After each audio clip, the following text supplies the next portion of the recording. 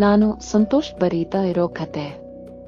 ಇದು ಹಲವು ವರ್ಷ ಹಿಂದೆ ನಡೆದ ಸತ್ಯ ಘಟನೆ. ಹೀಗಾಗಿ ಹೆಸರುಗಳನ್ನು ಬದಲಿಸಿದ್ದೇನೆ. ನಾನಾಗ 7ನೇ ತರಗತಿ ಓದುತ್ತಿದ್ದೆ. ನಮ್ಮದು ಹಳ್ಳಿಯ ಶಾಲೆ. ಇದ್ದದ್ದು ಬರೀ 32 ಜನ ಮಕ್ಕಳು ಮತ್ತು 2 ಟೀಚರ್ಸ್ ಮಾತ್ರ. 7ನೇ ತರಗತಿಯಲ್ಲಿ ನಾನೊಬ್ಬನೇ ಹುಡುಗ, ಇನ್ನಿಬ್ಬರು ಹುಡುಗಿಯರು. ನಮ್ಮ 2 ಟೀಚರ್ಸ್ ಹೆಸರು ರಮ್ಯಾ ಮತ್ತು ಕವಿತಾ. ಈ ಘಟನೆ ನಡೆಯುವಾಗ ರಮ್ಯಾ ಟೀಚರ್ಗೆ ಮದುವೆಯಾಗಿ ಚಿಕ್ಕ ಮಗು ಇತ್ತು.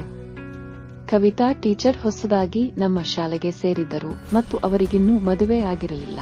ಅದು ಬೇಸಿಗೆ ಕಾಲ, ಪರೀಕ್ಷೆಗಳು ಆಗತಾನೆ ಮುಗಿದಿದ್ದವು. ಆದರೆ ಏಪ್ರಿಲ್ 10ರವರೆಗೂ ಶಾಲೆಗೆ ಹೋಗುವುದು ಪದ್ಧತಿ. ಶಾಲೆಯಲ್ಲಿ ಎಲ್ಲರೂ ಆಟ ಆಡಿಕೊಂಡಿದ್ದರು, ಆದರೆ ನಾನು ಮಾತ್ರ ಕೆಲಸಕ್ಕೆ ಹೋಗಬೇಕಿತ್ತು. ಶಾಲೆಯ ಬಗ್ಗೆ ತಿಳಿಸಿ, ಮುಂದಿನ ವರ್ಷಕ್ಕೆ ಮಕ್ಕಳನ್ನು ಸೇರಿಸಿ ಅಂತ ಹೇಳುತ್ತಾ ಊರು ಸುತ್ತಬೇಕಿತ್ತು. ಟೀಚರ್ಸ್ಗೆ ನಮ್ಮ ಊರು ಅಷ್ಟಾಗಿ ಗೊತ್ತಿರಲಿಲ್ಲ.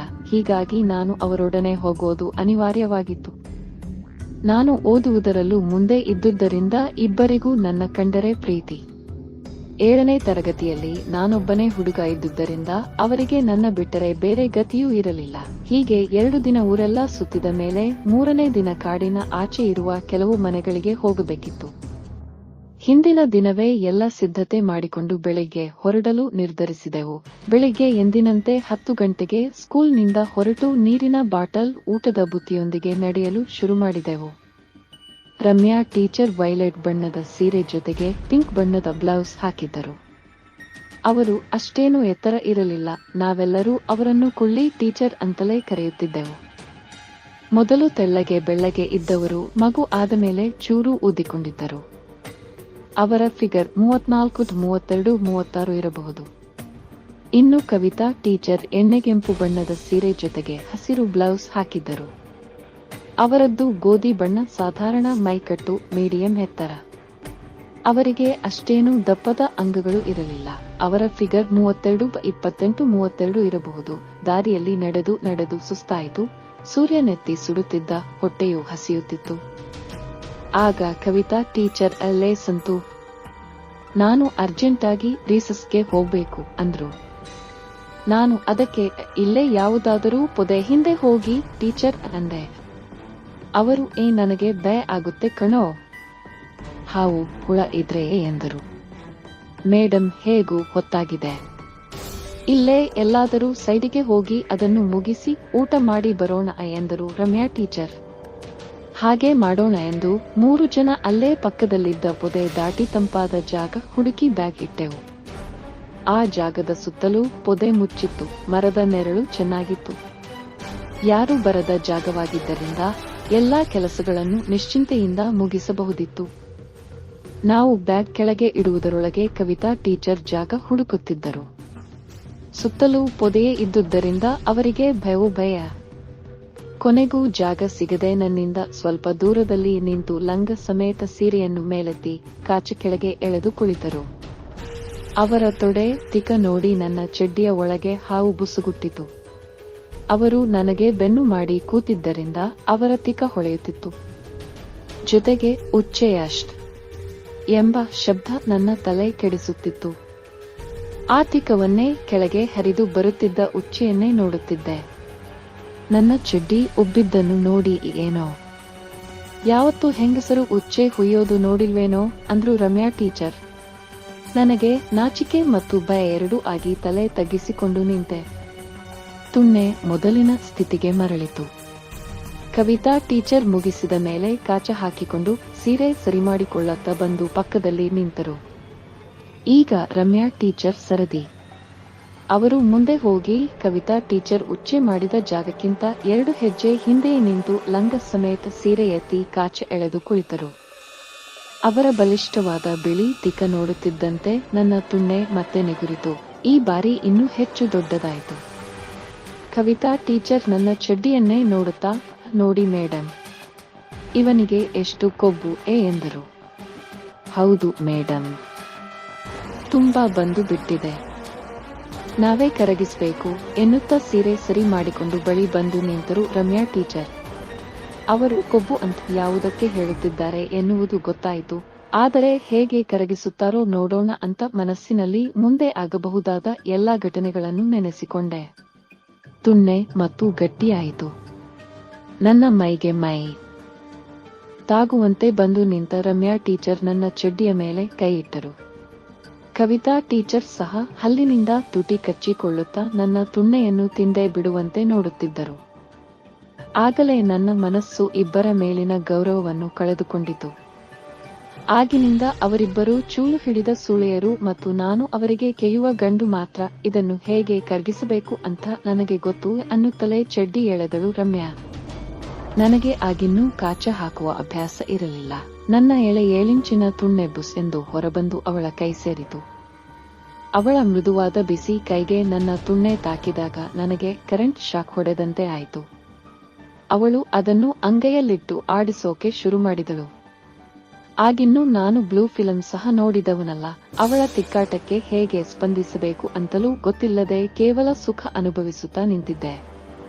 ಸುಖ ಮಿತಿ ಮೀರಿ ಸೊಂಟದ ಕೆಳಗೆ ಏನೋ ಆದಂತಾಯಿತು. ನಾನು ಜಟಕ ಹೊಡೆಯುವಾಗ ಆಗುವಂಥದ್ದೇ ಅನುಭವ. ನನ್ನ ಮೇಲೆ ನನಗೆ ನಿಯಂತ್ರಣ ತಪ್ಪಿತು. ಎಳೆ ತುಣ್ಣೆ ರಸ ಸುರಿಸಿಯೇ ಬಿಟ್ಟಿತು. ರಮ್ಯಾಳ ಮೈ ಕೈ ಮೇಲೆಲ್ಲ ನನ್ನ ರಸ ಜಿಗಿದಿತ್ತು. ನೋಡ್ರಿ ಮೇಡನ್, ನನ್ನ ಮೇಲೆಯೇ ರಸ ಹಾರಿಸುವಷ್ಟು ಕೊಬ್ಬು ಇವನಿಗೆ ಅಂತ ಮತ್ತೆ ಚೂಲಿನ ಮಾತನ್ನು ಮುಂದುವರೆಸಿದರು. ಅವಳು ನನ್ನ ತುಣ್ಣೆಯನ್ನು ಬಿಡದೆ ಅಲ್ಲಾಡಿಸಿದಳು. ಅದನ್ನು ತಿಕ್ಕಿ ಆಡಿಸಿ ರಬ್ಬರ್ನಂತೆ ಮುರಿದು ನನಗೆ ಮೂರ್ತರಿಸಿಯೇ ಬಿಟ್ಟಳು. ನನ್ನ ತುಣ್ಣೆ ಗಟ್ಟಿಯಾಗಲು ಹೆಚ್ಚೇನು ಸಮಯ ಬೇಕಾಗಲಿಲ್ಲ. ಅದು ಉಬ್ಬಿದ ಕ್ಷಣದಲ್ಲೇ ಬಾಯಿಗೆ ಹಾಕಿಕೊಂಡಳು. ಆಹಾ, ಎಂತ ಬಿಸಿ ರಕ್ತದ ಬಾಯಿ! ನನಗೆ ಸಿಗುತ್ತಿದ್ದ ಸುಖಕ್ಕೆ ಮೈ ಮರೆತೆ. ಅವಳ ನಾಲಿಗೆ ತುಣ್ಣೆಯ ತುದಿಯನ್ನು ಐಸ್ ಕ್ರೀಂನಂತೆ ನೆಕ್ಕುತ್ತಿದ್ದರೆ ಹಲ್ಲು ಕಚ್ಚುತ್ತಿತ್ತು. ಒಂದು ಕೈ ಬೀಜಗಳನ್ನು ಹಿಂಡಿದರೆ ಮತ್ತೊಂದು ತೊಡೆಯನ್ನು ಸವರುತ್ತಿತ್ತು. ಬಾಯಿಯಲ್ಲಿ ಹಿಂದೆ ಮುಂದೆ ಆಡಿಸಿ ಸುಸ್ತಾಗಿ ಕೊನೆಗೆ ಮೇಡಮ್, ಯಾಕೆ ಸುಮ್ಮನೆ ನಿಂತಿದ್ದೀರಿ? ಬನ್ನಿ ಹೆಲ್ಪ್ ಮಾಡಿ ಅಂತ ಕವಿತಾ ಟೀಚರ್ನು ಕರೆದಳು. ಕವಿತಾ ನಾಚುತ್ತಲೇ ಬಂದು ನನ್ನ ಪಕ್ಕ ಮಂಡಿಯೂರಿ ನನ್ನ ತೊಡೆಗೆ ಕಿಸ್ ಮಾಡಿದಳು. ರಮ್ಯಾ ಟೀಚರ್ ಬಾಯಿಂದ ನನ್ನ ತುಣ್ಣೆ ತೆಗೆದು ಒಮ್ಮೆ ಅತ್ತಿತ್ತ ಆಡಿಸಿ ಕವಿತಾ ಟೀಚರ್ ಕೈಗಿಟ್ಟಳು. ಕವಿತಾ ಅದರ ತುದಿಗೆ ಲೆಕ್ಕವಿಲ್ಲದಷ್ಟು ಮುತ್ತು ಕೊಟ್ಟು ಬಾಯಿಗೆ ಹಾಕಿಕೊಂಡಳು. ಅವಳ ತುಟಿಗಳು ರಮ್ಯಾಳ ತುಟಿಗಿಂತ ತೆಳು ಇದ್ದುದರಿಂದಲೋ ಏನೋ ನನಗೆ ಅಷ್ಟೇನೂ ಮಜಾ ಬರಲಿಲ್ಲ. ಸುಮ್ಮನೆ ಸಿಕ್ಕ ಸುಖವೇ ಸಂತೃಪ್ತಿ ಅನ್ನೋ ತರ ನಿಂತಿದ್ದೆ. ಮೇಡಮ್, ಹಾಗಲ್ಲ ಹೀಗೆ ಅನ್ನುತ್ತಾ ನನ್ನ ತುಣ್ಣೆಯನ್ನು ಎಳೆದು ಮತ್ತೆ ಬಾಯಿಗೆ ಹಾಕಿಕೊಂಡಳು ರಮ್ಯಾ. ನನಗಾಗ ಮತ್ತೆ ಸ್ವರ್ಗ ಏನು ಮಾಡಬೇಕು ಗೊತ್ತಾಗದೆ ಅವಳ ತಲೆ ಹಿಡಿದು ಒತ್ತಿಕೊಳ್ಳುತ್ತಿದ್ದೆ. ಅವಳಿಗೆ ಏನನ್ನಿಸಿತೋ ತುಣ್ಣೆ ಬಿಟ್ಟು ದೂರ ಹೋದಳು. ಕವಿತಾ ಸೀರೆಯ ಸೆರಗಿನೊಳಗೆ ಕೈ ಹಾಕಿ ಮೊಲೆ ಹಿಸುಕಿಕೊಳ್ಳುತ್ತಿದ್ದವಳು ಮತ್ತೆ ಬಂದು ತುಣ್ಣೆ ಹಿಡಿದಳು. ಈ ಬಾರಿ ಅವಳ ಬಾಯಿಯು ಸುಖ ಕೊಟ್ಟಿತು. ಅವಳ ಅತಿಯಾದ ಚೀಪುವಿಕೆಯಿಂದ ತುಣ್ಣೆ ಕೆಂಪಾಯಿತು. ಹೊರತೆಗೆದು ಮತ್ತೆ ಮತ್ತೆ ಬಾಯೊಳಗೆ ಹಾಕಿಕೊಳ್ಳುವಾಗ ಮಧ್ಯೆ ಬಂದು ತಡೆದಳು ರಮ್ಯಾ ಟೀಚರ್. ಮೇಡಮ್, ಕಬ್ಬಿಣ ಕಾದಿದೆ, ಈಗಲೇ ಬಡಿಯಬೇಕು ಎನ್ನುತ್ತಾ ನನ್ನ ತುಣ್ಣೆಯನ್ನು ಗಟ್ಟಿಯಾಗಿ ಹಿಡಿದಳು. ನನ್ನ ತುಣ್ಣೆ ಕೆಂಪಾಗಿ ದಪ್ಪವಾಗಿ ಗಟ್ಟಿಯಾಗಿ ಕಬ್ಬಿಣದ ರಾಡ್ನಂತೆಯೇ ಕಾಣುತ್ತಿತ್ತು. ಬಡಿಯುವುದಲ್ಲ, ನೀವೀಗ ಬಡಿಸಿಕೊಳ್ಳುವುದು ಎಂದು ಮನಸ್ಸಲ್ಲೇ ಅಂದುಕೊಂಡೆ. ರಮ್ಯಾ ಟೀಚರ್ ನನಗೆ ಮಲಗುವಂತೆ ಸನ್ನೆ ಮಾಡಿ ನನ್ನ ಭುಜ ಹಿಡಿದು ತಳ್ಳಿದಳು. ನಾನು ನನ್ನ ಚಪ್ಪಲಿ ಚಡ್ಡಿ ಎಲ್ಲವನ್ನೂ ಬಿಚ್ಚಿ ಬದಿಗಿಟ್ಟು ಹುಲ್ಲು ಹಾಸಿನ ಮೇಲೆ ಮಲಗಿದೆ. ರಮ್ಯಾ ಟೀಚರ್ ತನ್ನ ಸೀರೆ ಲಂಗ ಎತ್ತಿ ಕಾಚು ಚಪ್ಪಲಿ ಪಕ್ಕಕ್ಕೆ ಎಸೆದು ನನ್ನ ಸೊಂಟದ ಮೇಲೆ ಕೂತಳು. ನಾನು ನೋಡಿದ ಮೊದಲ ತುಲ್ಲು ಅವಳದ್ದು. ಕ್ಲೀನ್ ಶೇವ್ ಮಾಡಿದ್ದರಿಂದ ತುಂಬಾ ಸ್ಮೂತ್ ಆಗಿ ಕಾಣುತ್ತಿತ್ತು. ಮೊದಲೇ ಅವಳ ಚರ್ಮ ಹಾಲಿನ ಬಣ್ಣ, ಅವಳ ತೊಡೆಗಳಂತೂ ಸುಲಿದ ಬಾಳೆದಿಂಡು.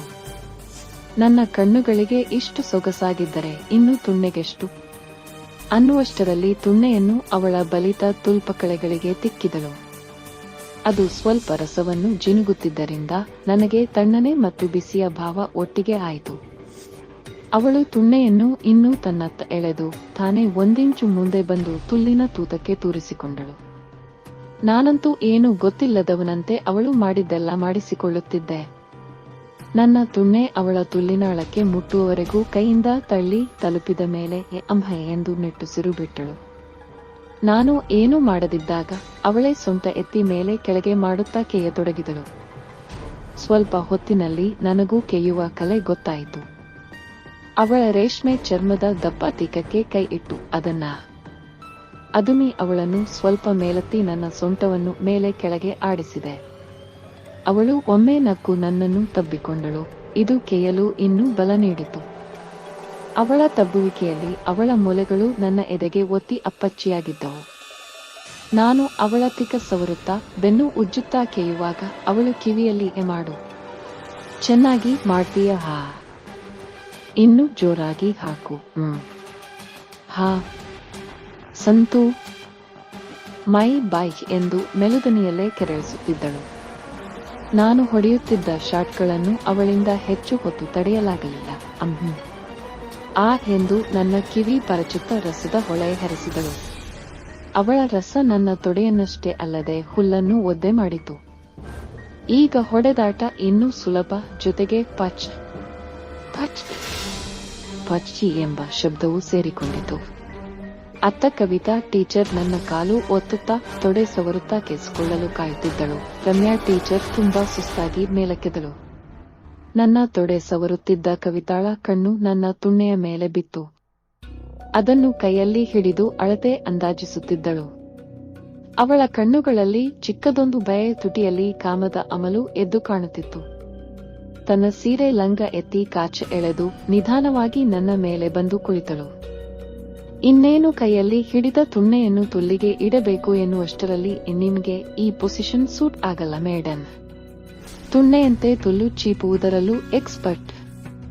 ರಮ್ಯಾಳ ನಾಲಿಗೆ ಕವಿತಾಳ ತುಲ್ಲಿನಲ್ಲಿ ಆಟ ಆಡಿದಾಗಲೆಲ್ಲ ಅವಳ ಆ ಮೇಡಮ್, ಹಾ, ಎಂಬ ಮುಳುಕಾಟ. ನಾನು ಬಿಡದೆ ಕವಿತಾಳ ಮೊಲೆ ತೊಟ್ಟು ಹಿಡಿದು ಚಿವುಟುತ್ತಾ ರಮ್ಯಾಳನ್ನು ಕೆಯ್ಯುತ್ತಿದ್ದೆ. 3 ಜನ ಸೇರಿ ಸುಖ ಪಡುವುದರಲ್ಲಿ ಬ್ಯುಸಿಯಾಗಿದ್ದೆವು. ನನ್ನ ಹೊಡೆತ ಬಲವಾದಷ್ಟು ರಮ್ಯಾಳ ತುಲ್ಲಿನಲ್ಲಿ ರಸದ ಹೊಳೆ ಪ್ರತಿಯಾಗಿ ಕವಿತಾಳ ತುಲ್ಲು ಕಚ್ಚಿ ಅವಳದು ಮುಳುಕಾಟ ಜೋರಾಗುತ್ತಿತ್ತು. ಹೊಡೆದು ಹೊಡೆದು ನನಗೂ ಸುಸ್ತಾಗಿ ರಸ ಬಿಡಲು ತುಣ್ಣೆ ಹೊರತೆಗೆದಾಗ, ಆ ಯಾಕೋ ಕತ್ತೆ, ಒಳಗೆ ಹಾಕು ಎಂಬ ರಮ್ಯಾಳ ಬೈಗುಳ. ಒಳಗೆ ಇಟ್ಟು ಅಲ್ಲಾಡಿಸಿದ ಕ್ಷಣದಲ್ಲೇ ನನ್ನ ಕಟ್ಟೆ ಒಡೆದು ಅವಳ ತುಲ್ಲಿನಾಳ ಸೇರಿತು ನನ್ನ ರಸ. ಹಾಗೆ ತುಣ್ಣೆ ಹೊರಬರುವವರೆಗೂ ಕುಳಿತು ಮೇಲೆದ್ದಾಗ, ಆ ಮೇಡಮ್ ನೀವು ಹೊಡಿಸ್ಕೋತೀರಾ ಎಂದು ಕವಿತಾನ ಕೇಳಿದಳು ರಮ್ಯಾ. ಇವತ್ತು ಇಲ್ಲ ಮೇಡಮ್, ನೋವಿದೆ ಎಂದು ಅವಳಂದಾಗ ನನಗೆ ಏನೋ ಬೇಸರ, ಮರಳಿ ಬರುವರು ಎಂಬ ಕಾತರ. ಎಲ್ಲ ಮುಗಿಸಿ ವಾಚ್ ನೋಡಿದಾಗ ಸಮಯ ಸಂಜೆ 4:15. ಕಾಮದ ಕುಂಡದಲ್ಲಿದ್ದವರಿಗೆ ಹಸಿವು ಆಗಿರಲಿಲ್ಲ. ತಂದ ಬುತ್ತಿಯಲ್ಲಿ ಸ್ವಲ್ಪ ಬಾಯಿಗೆ ತುಂಬಿಕೊಂಡು ಬಟ್ಟೆ ಏರಿಸಿ ಶಾಲೆಯ ಕಡೆ ನಡೆದೆವು. ಮತ್ತೊಮ್ಮೆ ಕಾಡಿಗೆ ಹೋಗುವ ಆಸೆ ಇದ್ದರೂ ಮೇಲಾಧಿಕಾರಿಗಳ ಕಾಟದಿಂದ ನಿರಾಸೆಯಾಯಿತು. ಈ ಘಟನೆ ನಡೆದ ಕೆಲವೇ ದಿನಗಳಲ್ಲಿ ನಾನು ಹೈಸ್ಕೂಲ್ ವಿದ್ಯಾಭ್ಯಾಸಕ್ಕಾಗಿ ಶಾಲೆ ಬಿಡಬೇಕಾಯಿತು. ರಮ್ಯಾ ಟೀಚರ್ ತಮ್ಮ ಗಂಡನ ಊರಿಗೆ ಟ್ರಾನ್ಸ್ಫರ್ ಆದರು. ಕವಿತಾ ಟೀಚರ್ಗೆ ಮದುವೆ ಆಯಿತು. ಇತ್ತೀಚೆಗೆ ಊರಿನ ಜಾತ್ರೆಗೆ ಕವಿತಾ ಟೀಚರ್ ಬಂದಿದ್ದರು. ಅವರೇ ರಮ್ಯಾ ಟೀಚರ್ಗೆ ಇನ್ನೊಂದು ಮಗುವಾದ ವಿಷಯ ಹೇಳಿದ್ದು. ಆದರೆ ಪಾಪ ಅವರಿಗಿನ್ನೂ ಮಕ್ಕಳಾಗಿಲ್ಲ. ಸಹಾಯಕ್ಕೆ ಕರೆದರೂ ಕರೆಯಬಹುದು. ಏನಾದರೂ ನಡೆದರೆ ಖಂಡಿತ ಬರೆಯುತ್ತೇನೆ.